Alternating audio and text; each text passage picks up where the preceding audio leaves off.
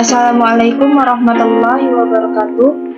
Perkenalkan, nama saya Putri Imelda Borulubis, NIM 1910204081 dari kelas 5B dalam mata kuliah Biologi Konservasi. Dosen pengampu yaitu Bapak Hendra Wardiman, MPD. Baiklah, di sini saya akan menjelaskan tentang konsep biodiversitas. Dalam konsep biodiversitas, terdapat terminologi biodiversitas. Apa yang dimaksud dengan terminologi biodiversitas? Terminologi adalah kata umum untuk kelompok kata atau makna khusus yang berkaitan dengan bidang tertentu, dan juga studi tentang istilah tersebut dan penggunaannya. Sedangkan biodiversitas atau keanekaragaman hayati adalah semua makhluk hidup di bumi, tumbuhan, hewan, dan mikroorganisme, termasuk keanekaragaman genetik yang dikandungnya, dan keanekaragaman ekosistem yang dibentuknya. Adapun manfaat biodiversitas, yang pertama yaitu melindungi ekosistem dan menyediakan jasa seperti air minum, penyimpanan daur hara, hingga perlindungan tanah. Manfaat yang kedua yaitu mengurangi polusi udara dan menjaga kestabilan iklim global. Yang ketiga, menjadi wahana rekreasi, pariwisata, pendidikan, dan kebudayaan lokal. Dan yang terakhir, manfaatnya yaitu sumber daya hayati seperti makanan, obat-obatan, bahan baku industri, tanaman hias, dan lainnya. Adapun konsep dari keanekaragaman hayati, yaitu yang pertama keanekaragaman ekosistem. Apa yang dimaksud dengan keanekaragaman ekosistem? Semua makhluk hidup berinteraksi dengan lingkungannya, baik faktor biotik maupun abiotik. Faktor biotik adalah bagian dari ekosistem yang merupakan makhluk hidup seperti tanaman, sedangkan faktor abiotik adalah bagian dari ekosistem yang tidak hidup seperti iklim, cahaya, air, tanah, keasaman tanah, dan kandungan mineral dalam tanah. Yang kedua, ada keanekaragaman gen. Apa yang dimaksud dengan keanekaragaman gen? Keanekaragaman hayati pada tingkat ini menyebabkan variasi antar individu dalam suatu spesies. Contohnya yaitu keanekaragaman hayati pada tingkat genetik. Pada tingkat genetik ini meliputi perbedaan antara varietas padi. Varietas padi sangat bervariasi seperti Rojo Lele, Cianjur, IPB3S, IF, dan Kapuas. Tanaman mangga juga memiliki variasi gen yang mengejutkan. Misalnya ada pada mangga, Mangifera indica, manis, Bali, dan ube. Yang ketiga yaitu ada keanekaragaman spesies. Apa yang dimaksud dengan keanekaragaman spesies? Keanekaragaman pada tingkat spesies sangat mudah diamati karena perbedaan yang mengejutkan. Misalnya pada kucing, harimau, dan singa memiliki morfologi yang berbeda satu sama lain, tetapi dalam kenyataannya mereka terkait erat. Dalam konsep biodiversitas, terdapat juga nilai strategis sebagai sumber daya. Yang pertama ada nilai komersial.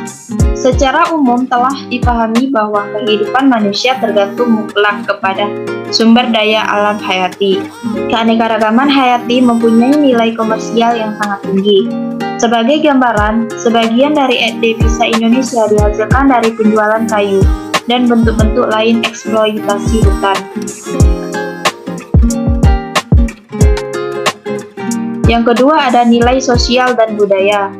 Apa yang dimaksud dengan nilai sosial dan budaya? Keanekaragaman hayati mempunyai nilai sosial dan budaya yang sangat besar. Suku-suku pedalaman tidak dapat tinggal di perkotaan karena bagi mereka tempat tinggal adalah hutan dan isinya. Sama halnya dengan suku-suku yang tinggal dan menggantungkan hidup dari laut. Selain itu, keanekaragaman hayati suatu negara lain di dunia.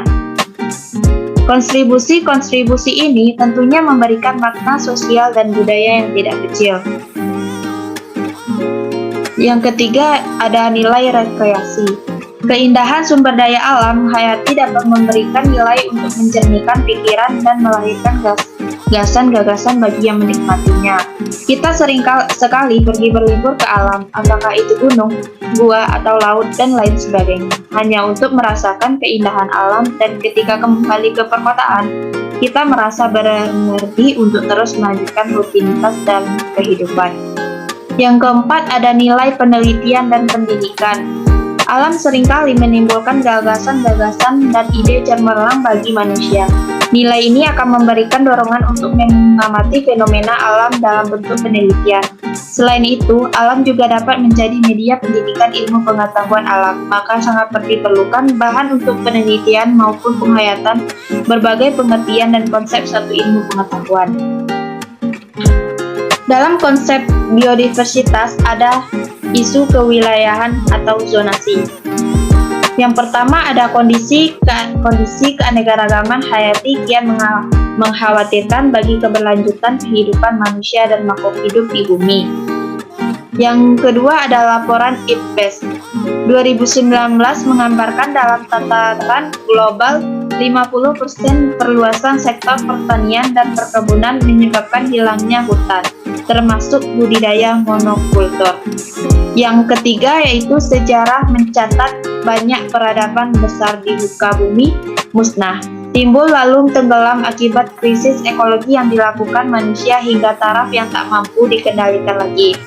Yang terakhir ada hancurnya ekosistem secara langsung atau tidak mengikis tanaman ekonomi, penghidupan, keamanan pangan, kesehatan, dan kualitas hidup manusia di seluruh dunia. Sejak 1980-an, petani kelapa di sejumlah desa di Kabupaten Kepulauan Talaut, Sulawesi Utara akan menggunakan pestisida untuk membasmi belalang seksapa. Belalang ini ganas, melahap daun hingga bunga kelapa di wilayah Sulawesi Utara dan Maluku Utara. Begitu hebat serangannya, pembasmian dilakukan dengan penyemprotan dari udara menggunakan helikopter. Namun, bukan hama yang hilang dari perkebunan kelapa di Talaut, melainkan satwa-satwa tak berdosa lainnya. Satu di antaranya adalah burung duri Talaut, satu subjenis yang hanya hidup di pulau ini yang merupakan pemangsa alami belalang seksapa. Hama belalang tetap mengganas hingga kini meskipun dosis pestisida dilipat gandakan.